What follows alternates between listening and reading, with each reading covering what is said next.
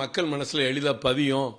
பத்திரிகையிலையோ புத்தகங்களையோ வெளியிடுறதை விட, விளம்பரங்கள் போடுறதை விட, வீடியோ வேன் லைவா பார்க்கும்போது இந்த பொருள் இந்த விலை, இந்த பொருள் இந்த விலை அப்படின்னு நம்ம காட்டும்போது நல்லா புரியுங்கிறதுக்காக அந்த பிரச்சாரத்தை கேட்டோம்.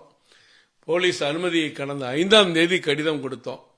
நான் போட்ட டேட்டே தாண்டிருச்சு. 11ஆம் தேதியிலிருந்து 25ஆம் தேதி கேட்டிருந்தோம். நீ மறுபடியும் வேற லெட்டர் கொடுக்கணும்.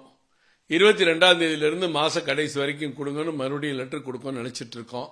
இதுக்கிடையில் வெளியில பத்திரிகை நிருபர்கள்லாம் பல பேர் போன் பண்ணி நீங்க அனுமதி கேட்டிருந்தீங்களா, போலீஸ் வந்து அந்த அனுமதியெல்லாம் கொடுத்தா பிரச்சனை வரும், போக்குவரத்துக்கு இடையூறா இருக்கும் அப்படின்லாம் பிரச்சனை பண்ணிட்டு இருக்காங்க, தகவல் வெளியே வந்திருக்குன்னு கேட்டாங்க. எனக்கு இன்னும் அவங்க எந்த தகவலும் சொல்லலை. எப்பவுமே கடைசி நேரத்தில் தான் தகவல் சொல்றது உங்க வழக்கம். ஆனால் இன்னைக்கு 11ஆம் தேதி தாண்டியும் கூட கொடுக்கல. மயிலாப்பூர் டிசிட்ட முதல்ல கொடுத்தோம். கமிஷன் ஆஃபீஸில் போய் கொடுக்கும்போது நீங்கள் எல்லா டிசிக்கும் தனித்தனியாக கொடுத்து அந்தந்த ஏரியாவில் வாங்கிக்கன்னு சொல்லிட்டாங்க. இப்போ மயிலாப்பூர் டிசி திரு கார்த்திக் அவர்கள்ட்ட போய் நாங்கள் நிர்வாகிகள் மண்டல் தலைவர் பிரகாஷ் மற்றும் முத்துகிருஷ்ணன் போய் மாவட்ட செயலாளர் கொடுக்கும்போது பார்த்துட்டு சரி இந்த சீட்டை கொடுத்துருங்க, ரெக்கார்ட் பண்ணிக்கிறோம், நாங்கள் சொல்கிறோன்னு சொன்னாங்க. ஆனால் இப்போ அனுமதி மறுப்புங்கிற செய்தி வருவது ஒரு ஆச்சரியம் அளிக்கிறது.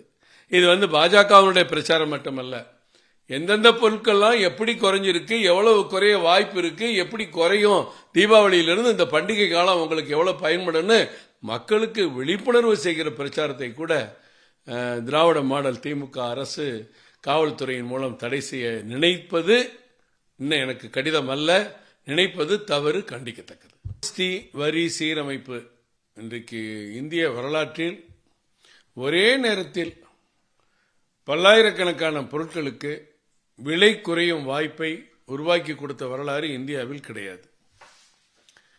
எல்லோரும் எதிர்பார்த்ததை விட ஏற்கனவே பாரத பிரதமர் மரியாதைக்குரிய நரேந்திர மோடி அவர்கள் தீபாவளி பரிசாக மக்களுக்கு ஜிஎஸ்டி வரி சீரமைப்பு அமையும் என்று சொல்லியிருந்தார்.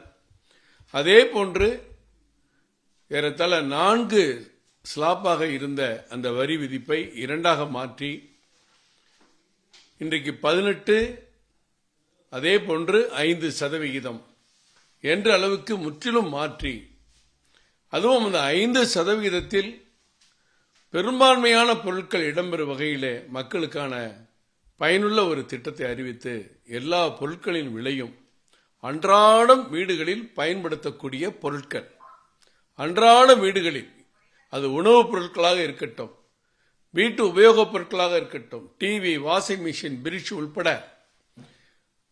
எல்லா பொருட்களும், அவர்கள் போட்டு குளிக்கிற சோப்பிலிருந்து ஷாம்பு வரை உணவுப் பொருட்கள் அனைத்தும், எல்லா பொருட்களுமே ஒரு அன்றாடம் உபயோகிக்கக்கூடிய அனைத்து பொருட்களுக்கும், வீட்டு உபயோகப் பொருட்களுக்கும் விலை குறைகிற ஒரு வரலாறு இந்தியாவில் இதுவரைக்கும் ஒரே நேரத்தில் அமைந்ததே கிடையாது. மக்கள் பயன்பெற வேண்டும், இந்த வரி சீரமைப்பு என்பது மக்களுக்கு நன்மை தர வேண்டும் என்ற ஒரே நோக்கத்தோடு பாரத பிரதமர் இதை அறிவித்து மத்திய நிதியமைச்சர், இன்னும் கூடுதல் பெருமை நம் தமிழகத்தைச் சேர்ந்த மாண்புமிகு திருமதி நிர்மலா சீதாராமன் அவர்கள் மிக அழகாக 2 தினங்களுக்கு முன்பாக சென்னையில் மியூசிக் அகாடமி நடைபெற்ற விழாவில் கூட ஏறத்தாழ 357 தொகுப்புகள், அதில் ஆயிரக்கணக்கான பொருட்கள் இருக்கு. ஒவ்வொரு தொகுப்பு, உணவுப் பொருள்லாம் இது, பிளாஸ்டிக் பொருள்லாம் இது, விவசாய பொருட்கள்லாம் இது, இப்படி 357 தொகுப்புகள் அடங்கிய அத்தனை பொருட்களுக்கும் எந்த பொருளுமே இதில் விடுபடல. ஜிஎஸ்டி வரம்புக்கு இல்லாத பொருட்களை தவிர, மிக மிக ஆடம்பர பொருட்களை தவிர, புகையிலை பொருட்கள், இந்த மாதிரி பொருட்களை தவிர மற்ற எல்லா பொருட்களுமே விலை குறைந்திருக்கிறது. இதை எப்படி மக்களிடம் கொண்டு செல்ல வேண்டும், மக்களுக்கு விழிப்புணர்வு செய்ய வேண்டும். முதல் தமிழ்நாடு முதலமைச்சரும் திமுக தலைவருமான திரு மு.க. ஸ்டாலின் இதை வரவேற்று பேசியிருக்க வேண்டும். மக்களுக்கு தன்னை நன்மை கிடைக்கிறது என்று அவர் மத்திய அரசை பாராட்டி இருக்க வேண்டும், செய்யவில்லை. மாண்புமிகு நிதியமைச்சர் இங்கே வந்து பேசியதைப் போல அடுத்தடுத்து பல ஊர்களுக்கு அவர் செல்ல இருக்கிறார். இந்த ஜிஎஸ்டி வரி சீரமைப்பு எப்படி மக்களுக்கு நன்மை செய்கிறது என்று தமிழ்நாடு பாரதிய ஜனதா கட்சி மக்களிடம் கொண்டு செல்வதற்கு, கடைக்கோடி மக்களுக்கும் போய் இந்த பயன் சேர வேண்டும் என்ற விழிப்புணர்வை ஏற்படுத்துவதற்கு பல்வேறு திட்டங்களை செயல்படுத்திக் கொண்டிருக்கிறோம். அந்த விழிப்புணர்வை ஏற்படுத்துவதற்கு பல்வேறு திட்டங்களை செயல்படுத்திக் கொண்டிருக்கிறோம். அந்த அடிப்படையில் மக்களுக்கு போய் சேருவது எளிதாக புரிகிற வகையில் ஒரு வீடியோ வேன் பிரச்சாரம் ஏற்பாடு செய்யலாம். அந்த வீடியோவிலே எந்தெந்த பொருட்கள் எல்லாம் எப்படி விலை குறைந்திருக்கிறது என்று ஒரு லைவாக காட்டுற மாதிரி ஒரு நிகழ்ச்சியை ரெடி பண்ணி அந்த வீடியோ வேணால் முக்கியமான மக்கள் சந்திக்கிற இடங்களை நிறுத்தி அதை மக்கள் பார்த்தார்கள் என்றால் அவர்கள் புரிந்து கொள்வார்கள், விழிப்புணர்வு ஏற்படும். என்னங்க இந்த சோப்பு 55 ரூபாய்க்கு வித்துச்சு, இப்போ 49 ரூபா தானே, நீங்கள் 55 ரூபா போட்டிருக்கீங்களே அப்படின்னு அவங்க கேட்கலாம்.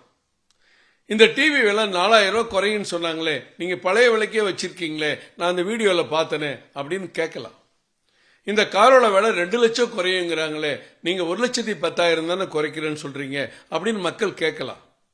அப்படி மக்களுக்கு அன்றாட இன்னைக்கு இன்சூரன்ஸ்ல இன்னைக்கு ஜிஎஸ்டியே கிடையாது, டாக்ஸே கிடையாது, எந்த இன்சூரன்ஸுக்கும் டாக்ஸ் கிடையாதுன்னு மக்களுக்கு புரிய வைக்கலாம். இப்படி நோட்டு புத்தகங்கள்ல இருந்து விவசாய கருவிகள் வரைக்கும் அத்தனைக்கும் இன்றைக்கு சலுகை சலுகை சலுகை. ஒரு மிகப்பெரிய வல்லரசாக இந்தியாவை மாற்ற முனைந்திருக்கிற பாரத பிரதமர் ஏற்கனவே ஒரு நேர்மையான வெளிப்படையான ஒரு ஆட்சி திறனால் இந்த சீரமைப்பை ஏற்படுத்தி டிமானிட்டைசேஷன், ஜிஎஸ்டி, பின்னர் டெவலப்மெண்ட் ஆச்சு, டெவலப்பிங் ஆகிட்டே இருக்கு. இந்த சூழ்நிலையில் இன்றைக்கு இந்த வரி சீரமைப்பை அறிவித்து மக்களுக்கு நன்மை செய்திருக்கிறார். இதை ஒரு வீடியோ வேன் மூலம் பிரச்சாரம்